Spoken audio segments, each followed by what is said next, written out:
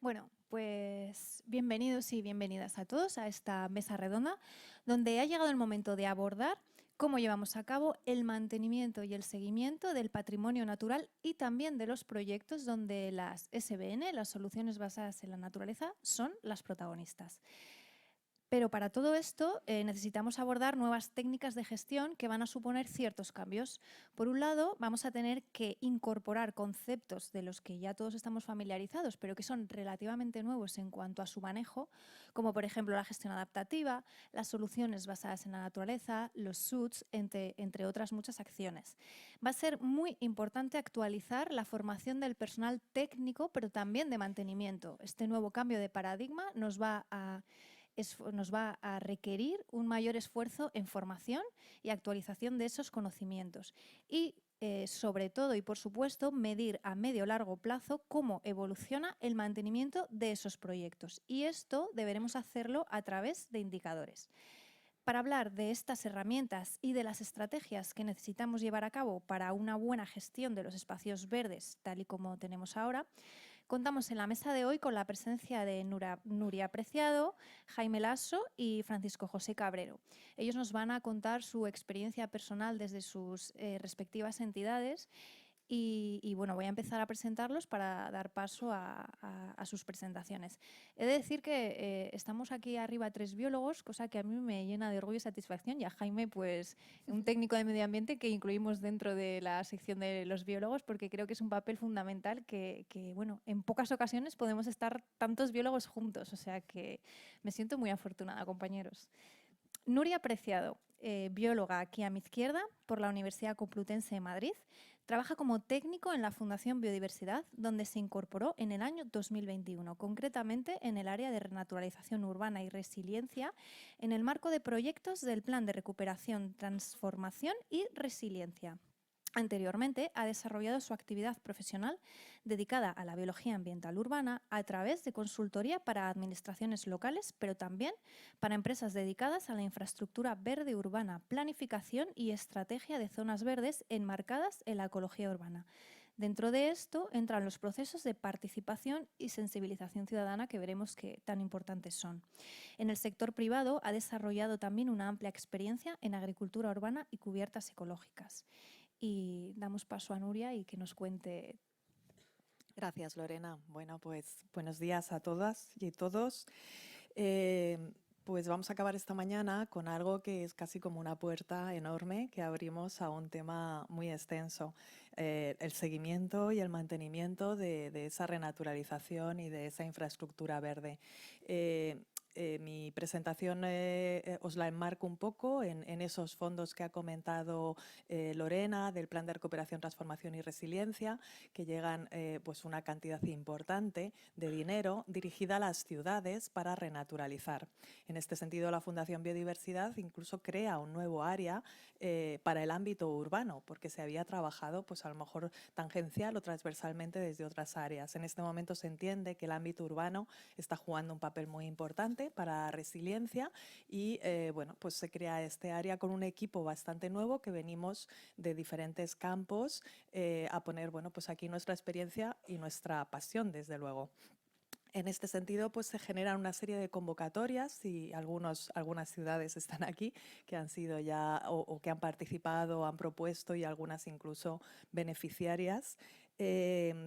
Pues se hacen convocatorias, como digo, para renaturalizar entornos urbanos y entornos fluviales también en los espacios urbanos.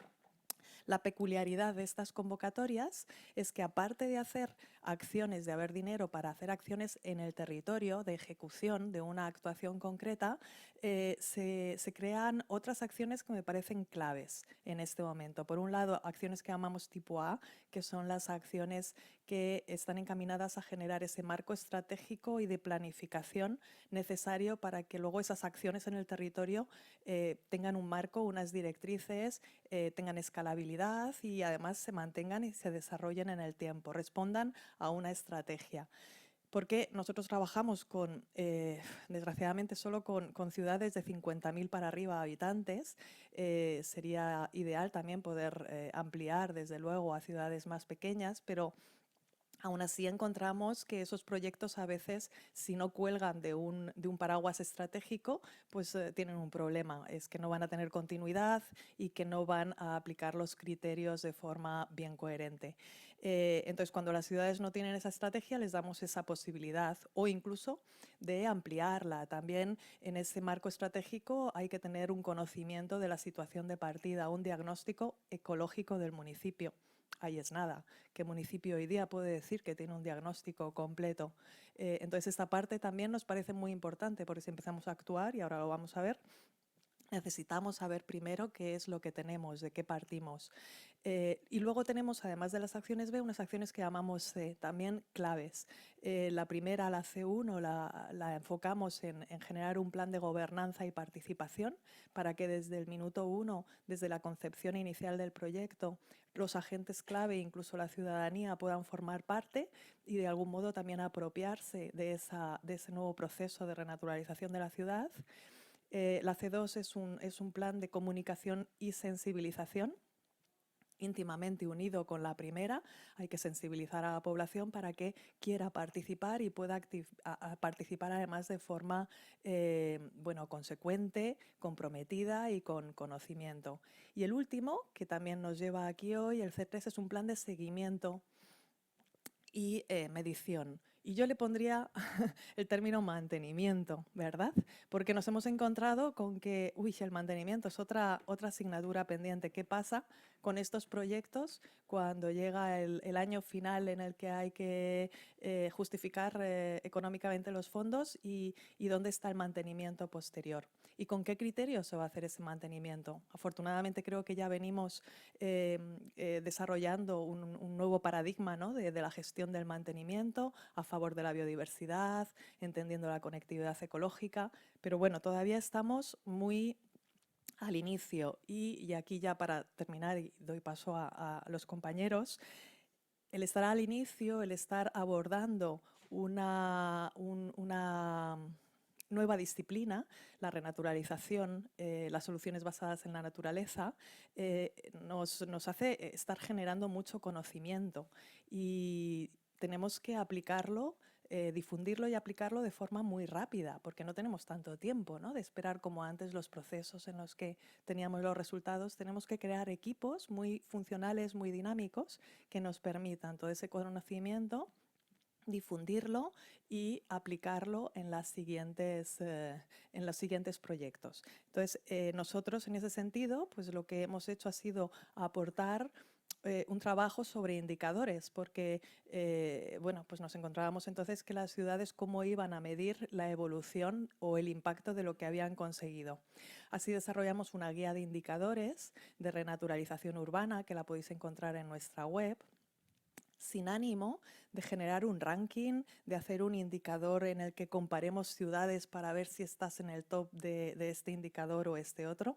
Al contrario, nuestra idea ha sido generar muchas herramientas para que las ciudades puedan interpretarlas e ir poco a poco consolidando el conocimiento biológico que tienen de su ciudad a través de estos indicadores. Los indicadores en sí son bastante didácticos, eso hemos buscado, para que las ciudades puedan irlos incorporando según sus propias necesidades, según las acciones que vayan realizando.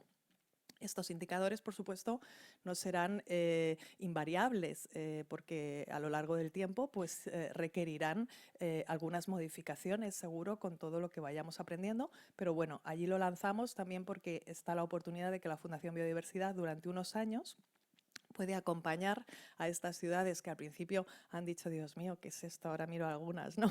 ¿Qué pretendéis que todos estos indicadores? ¡Qué locura! Bueno, pero es un poco intenso, pero había que hacer ese esfuerzo porque la oportunidad estaba ahí y podemos hacer equipos de trabajo ahora pues muy dinámicos durante estos años y aprender mucho sobre cómo tenemos que medir el impacto. Bueno, sigo. Gracias. Vale. Tenemos ya una primera noción de los indicadores y de la importancia de tener un marco estratégico sobre el que funcionar en las ciudades. Tenemos a continuación a Jaime, que precisamente viene del Ayuntamiento de Salamanca, donde están llevando a cabo acciones relacionadas con el seguimiento y el mantenimiento.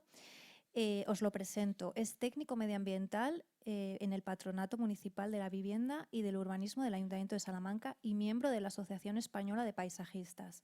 Actualmente forma parte del equipo técnico que trabaja en el proyecto LIFE Vía de Plata, que es en parte de lo que nos viene a contar su experiencia, además de otros proyectos de carácter municipal para el desarrollo de la infraestructura verde en Salamanca, como por ejemplo la Estrategia Savia. Pertenece al Servicio de Planificación y de Estrategias Urbanas dentro de este mismo ayuntamiento. Posee una sólida formación académica, ya que es ingeniero agropecuario técnico agrícola y máster en en arquitectura del paisaje, máster en jardines históricos y servicios ecosistémicos de la infraestructura verde y máster en prevención de riesgos laborales. Destaca dentro de su trayectoria profesional la gestión de espacios verdes en ámbitos urbanos y rurales, la gestión de equipos y contratos tanto en empresas privadas como públicas, además de colaboraciones con determinadas universidades españolas. Jaime. Adelante. Gracias, Lorena. Buenos días a todas y a todos. Os vengo a exponer muy brevemente para poner la línea base de lo que estamos desarrollando en la ciudad de Salamanca. Inicialmente habéis podido enfocar un poquito en la presentación que ha hecho Jaime, que en Salamanca ya tenemos un plan especial de protección de la infraestructura verde y biodiversidad, que se creó en el año 2019, se aprobó en el año 2020, como veis es muy reciente de creación. Este plan es un nuevo paradigma para la ciudad de Salamanca, puesto que pretende crear las bases de este cambio de modelo urbano en la ciudad de Salamanca, un cambio diferente, un cambio donde se basa en las soluciones basadas en la naturaleza y tiene como pilar fundamental la infraestructura verde y además un segundo pilar como es el patrimonio cultural que cuenta Salamanca como ciudad patrimonio de la humanidad. Este plan, que se aborda desde distintos frentes, aúna 277 actuaciones que se pretenden desarrollar inicialmente entre los años 2020 y 2035, con vistas en futuro a que se pueda continuar, replicar en otros barrios y zonas de la ciudad, y que además aúna también un cambio de mentalidad, un cambio que conlleva un potente proceso participativo y un potente también proceso comunicativo, adoptando un plan de comunicación propio denominado Savia, Red Verde Salamanca, porque es muy importante saber comunicar lo que en este caso estamos llevando a cabo en la ciudad, porque si el ciudadano no conoce y no es partícipe de estas actuaciones, es muy difícil que todo este tipo de planes conlleven al éxito. Uno de los objetivos que conlleva esta estrategia Savia, este plan especial de protección de infraestructura verde y biodiversidad de la ciudad de Salamanca, es conseguir un proyecto europeo que sirva de proyecto piloto para relanzar este plan de infraestructura verde en la ciudad. En Salamanca se consiguió con el proyecto LIFE Vía de la Plata, en convocatoria de la línea de adaptación al cambio climático del programa LIFE de la Comisión Europea.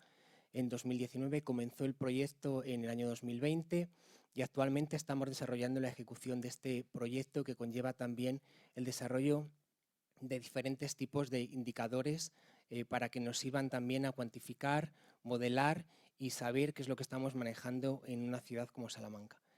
El proyecto LIFE Vía de la Plata es un proyecto piloto, como digo, de infraestructura verde para la ciudad, que tiene varios objetivos, entre ellos la adaptación al cambio climático, servicios de los ecosistemas, también el uso de la inteligencia artificial, machine learning, y además la participación de toda la ciudadanía y un potente, como digo, también un potente plan de comunicación y de participación con todos ellos. El proyecto está también consorciado con otras universidades, como es la Universidad de Salamanca y la Universidad del País Vasco, donde estamos trabajando conjuntamente para el desarrollo de todos estos objetivos del propio proyecto. Como bien he mencionado, el proyecto no es solo una transformación física de las zonas por donde transcurre el proyecto Vía de la Plata, que transcurre de norte a sur en todo el eje de la ciudad, aunando patrimonio cultural y patrimonio natural, al fin y al cabo un paisaje. Pretendemos mejorar ese paisaje urbano de la ciudad a través de una transformación no solo física, sino una transformación también de la propia ciudadanía. Queremos participar con ello a través de talleres, de acciones formativas, de diferentes actuaciones de participación que se están llevando a cabo con nuestro proyecto, y que todo ello nos está alimentando una serie de paneles de indicadores que a su vez estamos trabajando para que podamos obtener datos en un futuro y también a corto plazo. Como bien es sabido, pues al fin y al cabo obtener datos que se puedan replicar en el resto de la ciudad y que se puedan obtener conclusiones no son a corto plazo, sino conlleva el estudio a medio largo plazo para ver cómo va evolucionando este cambio climático en la ciudad, cómo los servicios de los ecosistemas se van mejorando, y al fin y al cabo queremos que en un futuro este proyecto LIFE no solo tenga un periodo de post-afterlife, sino que la propia ciudad sea capaz de integrarlo en su manera de urbanizar, de transformar ese modelo de ciudad que tenemos en la actualidad. Como bien he dicho, esos paneles de indicadores que tenemos y que nos están sirviendo para modelizar y para ver cómo vamos transformando nuestra ciudad están relacionados con cambio climático, con servicios de los ecosistemas, indicadores de servicio cultural y patrimonial, de gestión, de difusión y también socioeconómicos y de salud. Actualmente gozamos aproximadamente de unos 180 indicadores que queremos integrarlos en un futuro también con los indicadores de la Agenda Urbana 2030 que se están trabajando actualmente en Salamanca. Por eso también nos surge la duda, igual que decía Nuria, que qué es lo que va a pasar en el futuro con estos indicadores que estamos trabajando actualmente. ¿Tendrán futuro? Esperamos que sí. Es verdad que hemos sido muy ambiciosos al proponer inicialmente 180 indicadores, donde también se puede ver cuál es ese mantenimiento de todas estas zonas, y queremos también plasmarlo no solo en un simple panel de indicadores, sino en diferentes modelos de utilidad que se pueden replicar en otras zonas de la ciudad, y que actualmente estamos trabajando en 3 de ellos. El primero es cuantificar nuestro arbolado urbano. Para ello estamos utilizando la herramienta de iTree, donde donde vamos a poder obtener datos a través, por ejemplo, del secuestro de carbono o esa capacidad de retención que tiene nuestro arbolado.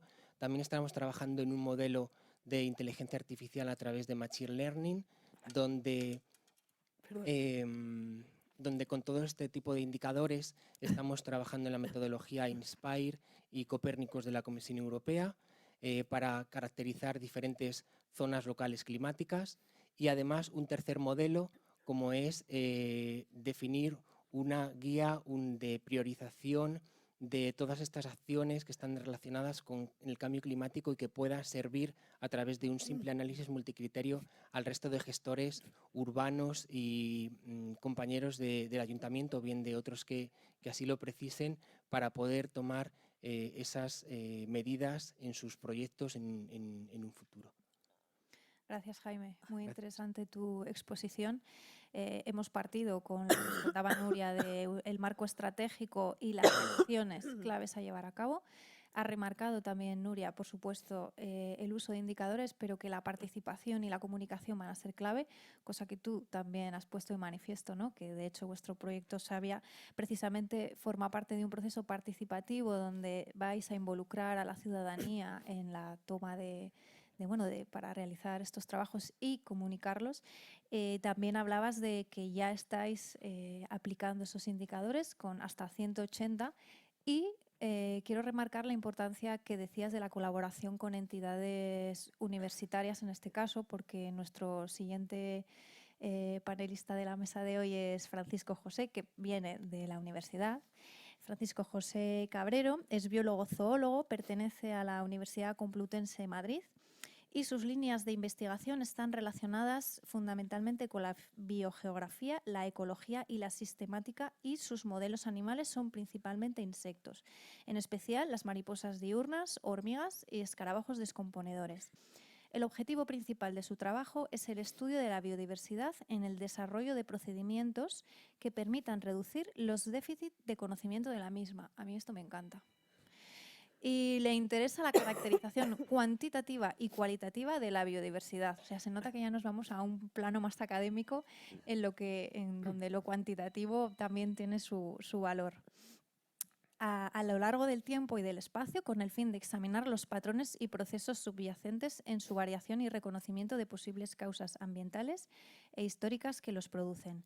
En concreto, una de las líneas que más le interesa es el estudio de la biodiversidad urbana, por eso hoy se encuentra aquí, y la propuesta de estrategias para su recuperación y potenciación en el medio urbano. Paco, cuéntanos un poco desde tu punto de vista académico y sobre todo desde la puesta a punto práctica, ¿no? Que esto es lo que también queremos ver aquí, cómo desarrollamos todos estos procesos de manera práctica. Muy bien.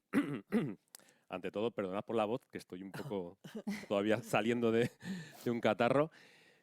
Muchas gracias, Lorena, y muchas gracias al CONAMA por invitarme. Yo, la verdad es que me veo el más anormal de todos aquí, porque no soy ni una ONG, ni soy un gobierno, ni soy tampoco una empresa, sino que vengo del mundo académico, y en el mundo académico pues nuestros objetivos son un poco diferentes. Nosotros partimos primero de un objetivo de investigación, que es de lo que nos nutrimos. Claro, está implícito también el objetivo docente, porque nosotros formamos a los biólogos, en este caso del mañana, y luego también para nosotros es muy interesante la transferencia, que ahora está muy de moda, ¿no? Que no solamente es la difusión científica, sino también la divulgación al resto de la sociedad, devolver a la sociedad un poco lo que nos ha dado, ¿no? Que nos ha hecho llegar hasta donde hemos llegado nosotros. En este sentido, nosotros, hablo de nosotros porque en principio somos 3 compañeros y bueno, unos cuantos más que nos apoyan. Somos un grupo de profesores a priori, digo a priori porque el núcleo somos 3 profesores, pero luego nosotros no seríamos nada sin el resto de la gente que nos acompaña, ¿no? Ya os digo, otros profesores, PAS, o sea, en este caso técnicos, y sobre todo alumnos. Nosotros llevamos alrededor de 13 años estudiando la diversidad, especialmente la que tenemos en el campus Moncloa, la que está al noroeste de Madrid. Nos hemos dedicado también a otras zonas de Madrid, en especial a muchas zonas verdes urbanas y otras infraestructuras urbanas verdes que se encuentran en la ciudad. En este caso, nosotros, bueno, yo me he quedado maravillado con el número de indicadores que utilizan mis compañeros. Nosotros utilizamos pocos indicadores, en realidad utilizamos 4 o 5 grupos de indicadores. En este caso son bioindicadores, son grupos de organismos.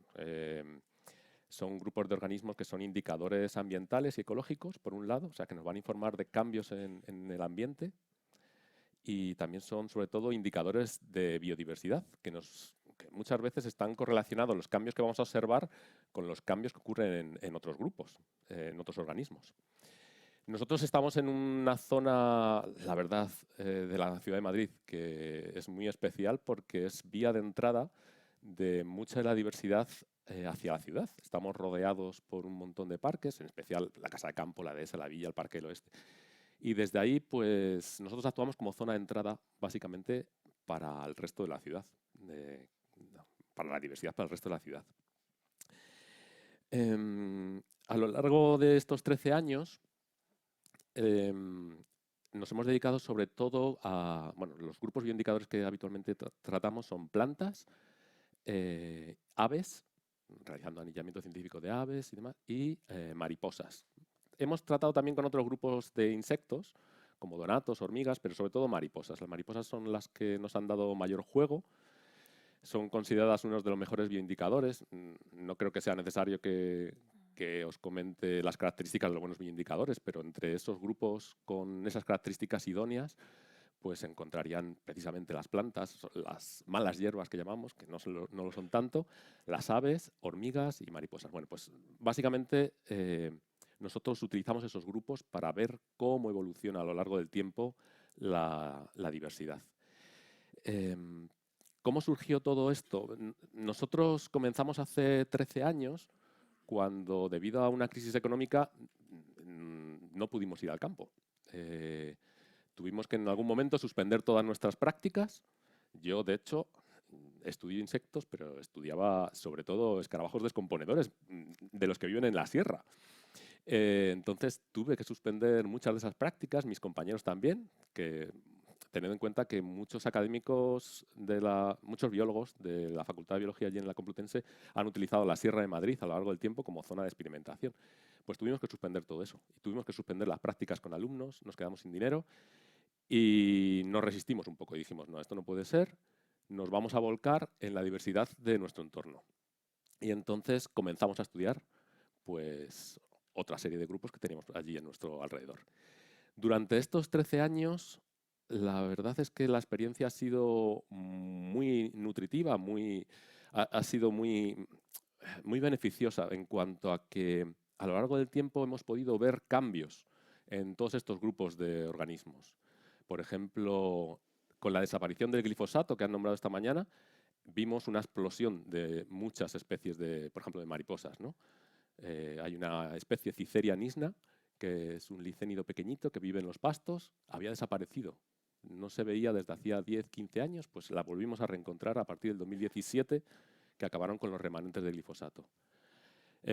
Con el confinamiento, ni os cuento, ¿no? La explosión de diversidad que ha habido.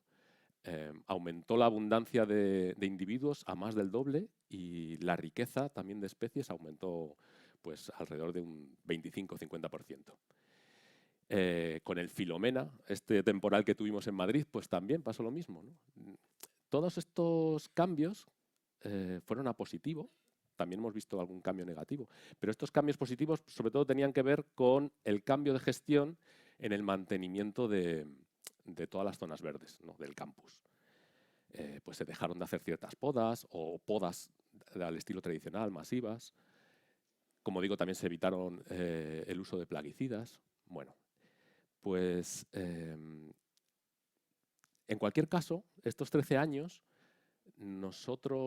para nosotros ha implicado un gran esfuerzo personal, temporal, económico, porque ha partido de nosotros muchas veces los gastos que hemos tenido que hacer, pero tened en cuenta que esto para nosotros, si lo vemos con otra perspectiva, no es más que una pequeña ventanita en el tiempo. Son 13 años en los que hemos utilizado bioindicadores que nos han dado mucha información de lo que estaba pasando en el entorno, pero es una pequeña ventanita en el tiempo. Y voy a hacer un inciso. Rebuscando entre la información que tenemos acumulada en el campus, tenemos información de las mariposas desde hace 90 años. Son puntuales, es información puntual. Y luego tenemos información de hace 40 años, de los años 70, 80. Cuando comparamos esa información de hace, por ejemplo, 40 años con la que tenemos en la actualidad, podemos ver no solo cuantitativamente que ha disminuido el número de especies, que han bajado, ¿no? Antiguamente pues, había 60, 70 especies, ahora tenemos apenas 50. Sino que también ha habido muchos cambios en la estructura de las comunidades. Han aumentado las especies generalistas, han aumentado las de amplia distribución y las más antrópicas, ciertas familias ciertas especies, de organismos, pues resulta que han desaparecido, especialmente las boscófilas. Pero como os digo, esto es solo una pequeña ventanita y siempre estamos, o sea, no dejamos de pensar en el hecho de que qué pena haber dado este salto de hace 40 años, que teníamos esa información, a estos últimos 13 años en los que hemos estado haciendo ese seguimiento, ¿no? Qué pena, porque esos cambios que ahora percibimos, ¿no? Desde lo que había hace 40 años, lo que tenemos en la actualidad, lo pudiéramos haber ido visto a lo largo del tiempo. Igual que hemos visto en estos 13 años pequeños cambios debido a los cambios que se han dado en el entorno, esos cambios tan drásticos que se han dado en estos últimos 40 años, pues quizá los hubiéramos visto y pudiéramos haber informado, ¿no?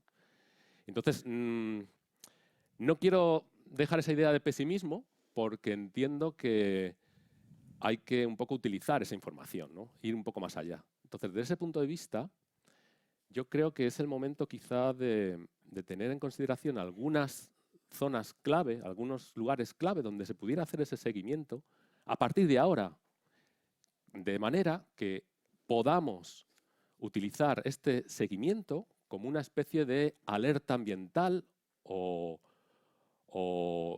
como diría, ¿cómo lo llamaría? Por ejemplo, vigilancia ambiental o alerta temprana, ¿no? De lo que pueda suceder en el territorio, ¿no?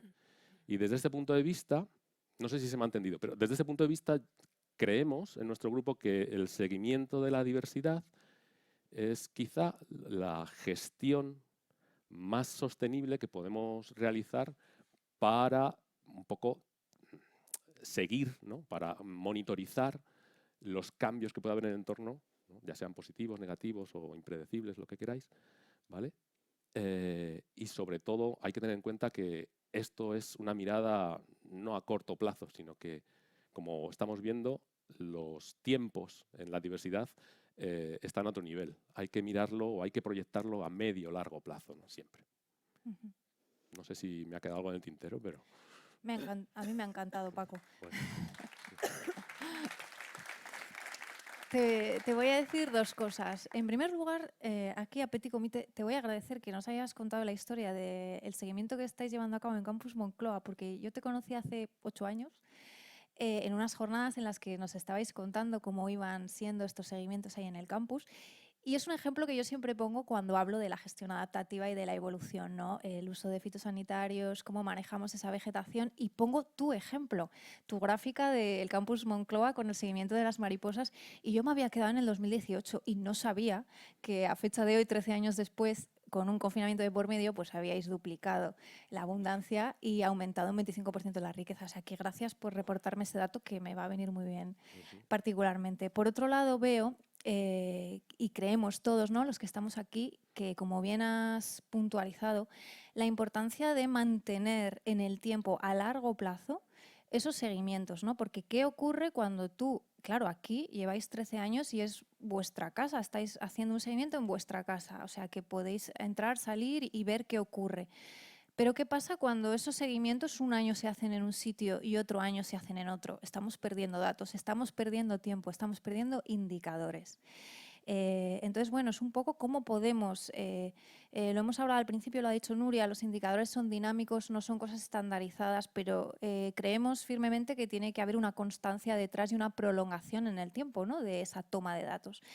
Entonces, bueno, claro, hablamos en la mayoría de los casos de intervenciones, como en el caso de Salamanca, que son actuaciones nuevas.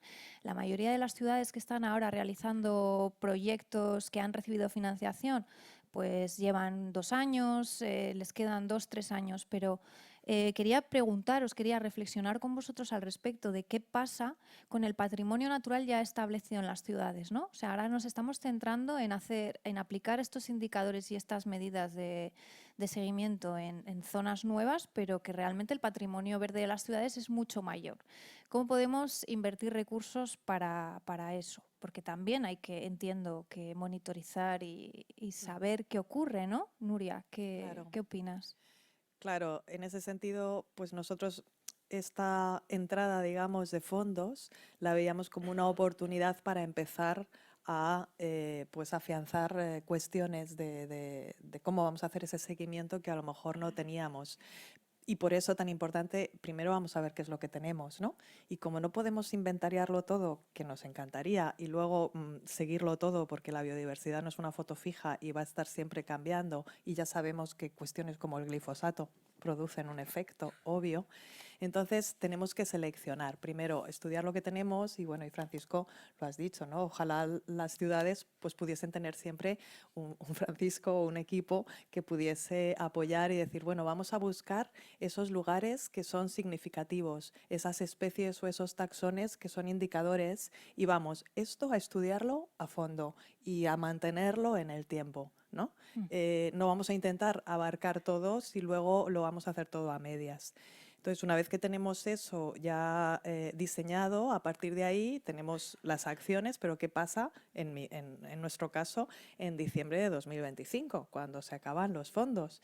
Hay que prever ese plan de seguimiento, cómo se va a hacer, de dónde se van a obtener los fondos y los recursos necesarios para mantenerlo, porque si no, no vamos a poder saber qué es lo que hemos impactado. Así que esa visión a medio o largo plazo, la varita mágica de dónde sale, no la tenemos las administraciones locales, pues pues tenéis ahí los recursos muy limitados y además son recursos en los que, verdad, es fácil hacer una inversión, pero es mucho más difícil un presupuesto de mantenimiento continuado.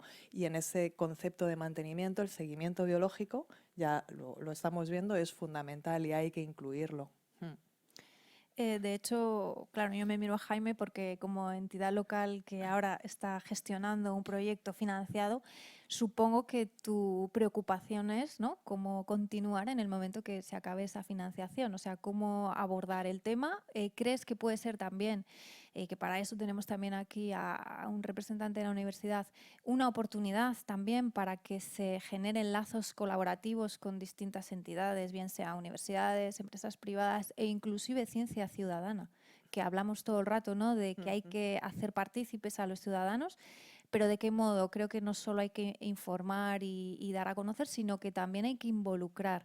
Lo decía antes Nuria, hay que despertar esa curiosidad y ganas de que formen parte de estos proyectos, ¿no? Entonces, cuéntanos un poco, Jaime, tu experiencia actual, el punto de partida en el que os encontráis, que lleváis ya 2 años trabajando en el proyecto y, sobre todo, qué perspectivas de futuro crees que tenéis. Sí, exacto. Nosotros ya nos está empezando a surgir la duda de qué va a pasar con toda esta información que estamos comenzando a manejar. Es verdad que el proyecto Live, como todos los Live, pues tiene un cierto periodo de duración, un fin, y entonces tanta información al final se sube en una nube, pero hay que saberla manejar y hay que saberle sacar una conclusión para ver hasta dónde queremos llegar y hacia dónde queremos llegar. En esta duda que nos surge, nosotros pretendemos que esta continuidad sea abordada por los departamentos municipales. Entonces estamos hablando con ellos a la hora de poder redactar estos proyectos. Están perfectamente informados de todo lo que estamos realizando para que hacerles a ellos también partícipes. No solo a los propios funcionarios, sino también a los propios políticos. Creemos que deben de ser conscientes de lo que estamos manejando, de todo el volumen de datos que estamos obteniendo, de que tenemos que saber lo que manejamos, ese inventariado de toda la información para después sacar estas conclusiones. ¿Qué quiero decir? El proyecto LIFE como tal tiene esa finalización, pero queremos que después ese periodo afterlife y lo que después será el manejo de los datos por los departamentos municipales pueda llegar a tener un fin a través de los distintos manuales que estamos manejando en el proyecto LIFE. Cada uno de los inventarios, por ejemplo, lleva un manual para que después quien coja esos inventarios pueda, o esos indicadores, pueda sacar una conclusión en un futuro y sepa cómo manejar esa información. Pero es verdad que actualmente las administraciones estamos bastante limitadas en cuanto a recursos humanos, no solo a financiación, sino que todos vamos a contrarreloj, queremos sacar nuestros proyectos, pero hay veces que no sabemos muy bien con lo que está trabajando el compañero que tenemos al lado. Y eso a nosotros también nos está conllevando muchas veces pues algunos problemas de coordinación o incluso problemas de ejecutar nuestros proyectos porque no sabemos lo que hace el del lado. Esto no queremos que pase en el futuro. Nosotros queremos que el Ayuntamiento de Salamanca, como cualquier otra entidad, pues tenga una organización que esté perfectamente coordinada para que ese modelo de ciudad que queremos pueda hacerse a nivel global de toda la ciudad, no que cada uno vaya por libre y que al final ese proyecto se acabe distorsionando, ¿no? La replicabilidad de la que hablabas, ¿no? Exactamente. Entiendo que ahora también se trata de testar lo que funciona, pero soy muy fan de testar lo que no funciona, porque claro, si no sabemos qué estamos haciendo mal, difícilmente vamos a mejorar, ¿no?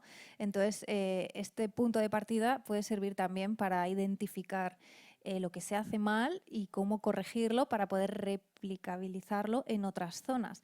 Pero lo decía antes Nuria, ¿no?, que son datos e indicadores, o hablas tú de procedimientos que estandarizados relativamente, porque claro, son vivos, ¿no? Evolucionan con la gestión, con pues, el cambio climático, ¿no? En tiempos de cambio climático hay que adaptarnos también a las nuevas circunstancias. Entonces entiendo que realmente es un trabajo que se inicia ahora, pero que no va a ser estático, que va a ser dinámico, que va a tener que evolucionar a lo largo del tiempo y con él las personas que estén implicadas en los proyectos. Exacto, las personas y también las fuentes de financiación.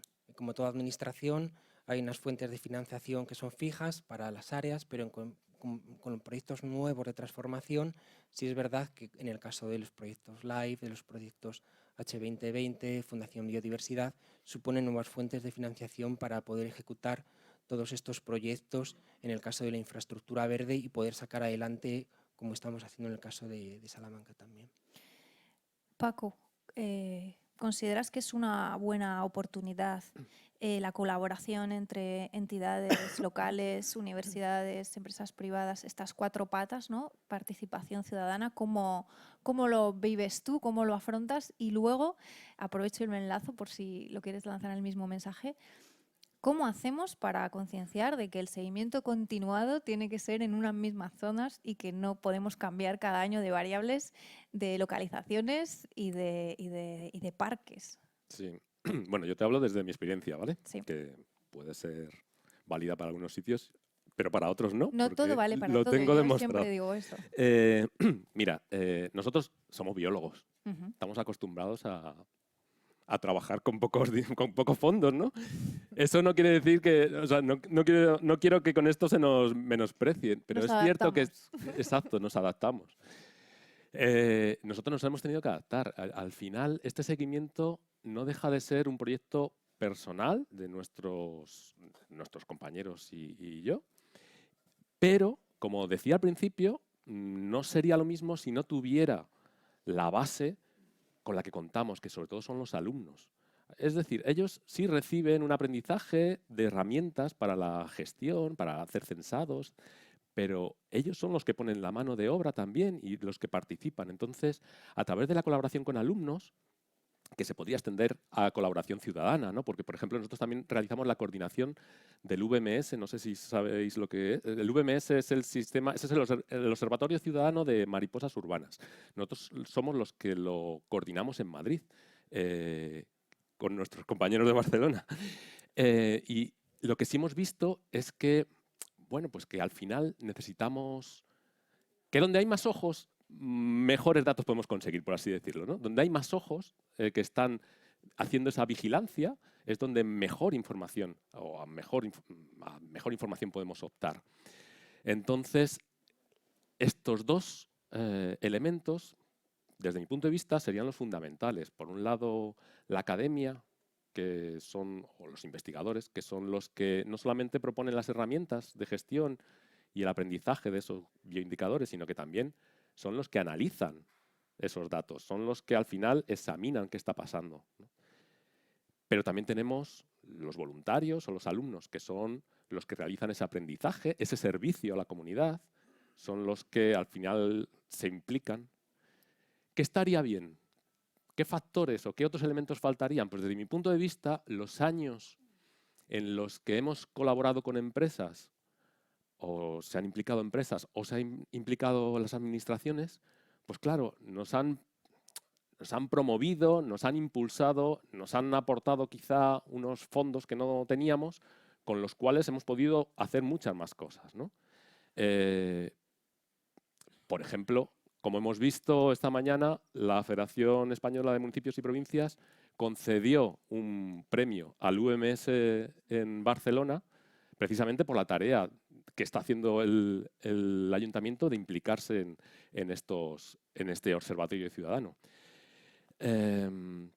Entonces, quizá nos faltaría eso, ¿no? Que las administraciones y las empresas se dieran cuenta que su papel fundamental sería el apoyo económico, pero también de promoción y divulgación, para que este tipo de proyectos de servicio a la comunidad pues puedan llegar a mucha más gente, ¿no? Y que haya esa transferencia que a lo mejor nosotros no podemos llegar a ofrecer, ¿no? Pero desde otras, por así decirlo, desde la altura de otras administraciones, pues ellos sí pueden alcanzar a mucha más gente y que así pues pueda transmitirse esa información, ¿no?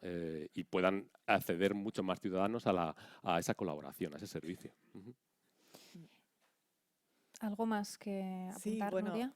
yo quería apuntar que aparte de lo interesante que es contar con esos alumnos voluntarios, que bien también que los nombres, ¿no? Porque cuánto trabajo se hace allí, que puedes pasar también a esos ciudadanos con inquietudes y que quieren formar parte de un voluntariado y formarse y tomar datos, es que aparte de conseguir esos datos, de conseguir una cantidad importante de datos a analizar, es que estamos haciendo una labor de sensibilización que no tiene igual, porque el ciudadano que forma parte de ese equipo y empieza a entender mediante la formación y luego la observación cómo funciona, ¿no? Todo el sistema, todo el ecosistema urbano, es una pasión, ¿no? Que se desarrolla, es como un enganche. Entonces ahí lo que tenemos ya es a ciudadanos que no están solo sensibilizados, o sea, que están ya comprometidos para la causa, y me parece importantísimo porque ahí empieza pues de abajo arriba, ¿no? Un